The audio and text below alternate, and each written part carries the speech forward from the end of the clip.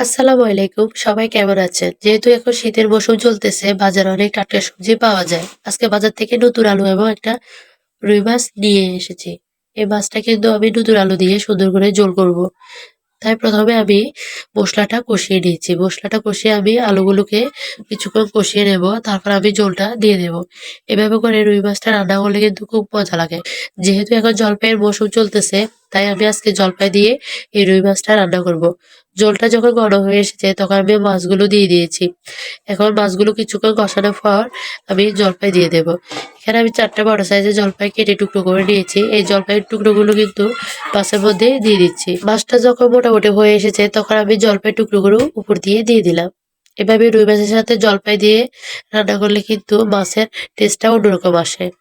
আপনারা কিন্তু বাসায় একবার ট্রাই করে দেখতে পারেন। আমার মোটামুটি মাছটা হয়ে এসেছে। এখন আমি ধনিয়া পাতা দিয়ে দিচ্ছি উপর থেকে। উপর দিয়ে ধনিয়া পাতা দিয়ে আমি চুলাটা অফ করে দেবো। এভাবে করে রুই মাছটা রান্না করে দেখবেন এবং কমেন্টে অবশ্যই বলে যাবেন কিরকম হয়েছে। ধন্যবাদ সবাইকে। আসসালামু আলাইকুম।